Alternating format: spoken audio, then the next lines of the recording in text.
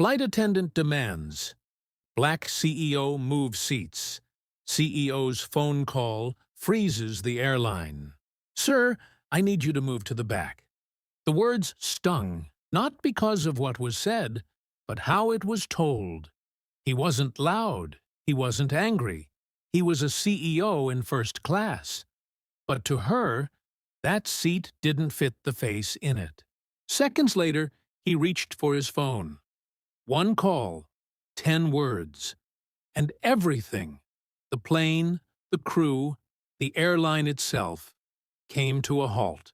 This isn't just a story about power. It's about how racism shows up, even at 30,000 feet. This is the story of the CEO who grounded a plane to prove a point.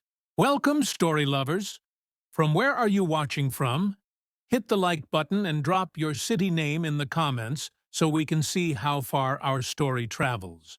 It was just another early morning flight. A red-eye from Atlanta to San Francisco. Elijah Monroe, 42, a polished and unbothered figure in a tailored Navy suit, had boarded first class like he always did. The CEO of one of the fastest-growing tech firms in the country, he had spent the last decade building from scratch what Fortune now called a global disruptor. But that morning, he wasn't thinking about boardrooms or valuations. He was heading to speak at a major diversity summit. The boarding process was almost over when the first sign came. A sharp glance from a flight attendant who seemed to scan him longer than necessary. Elijah didn't think much of it. He was used to it, being the only black executive in too many rooms. But something about this look felt different, calculated. And when she returned with furrowed brows, her voice clipped and cold, his morning would never be the same again. "Sir, you're in the wrong seat," the flight attendant said flatly. Not asking, but accusing. Elijah calmly replied, "This is 2A. It's on my ticket." He offered it to her, but she didn't even glance. Her tone sharpened. "This seat is reserved for a premium member. Please move to the back." He didn't raise his voice. Years of boardroom restraint taught him that. But inside, something tightened. People were watching and not saying anything, just watching. He tried again, calm, respectful. "I am a premium member. I'm Diamond Elite." The attendant scoffed under her breath, then added with a tone that pierced deeper than her words, "I'll ask you one last time before I call security." That did it.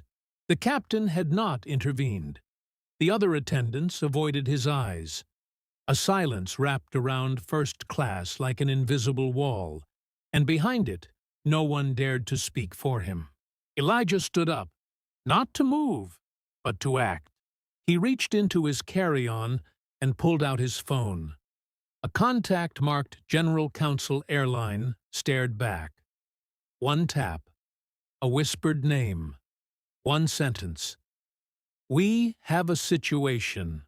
Within 3 minutes, everything shifted. The lead flight attendant suddenly reappeared, nervous now. "Sir, we apologize.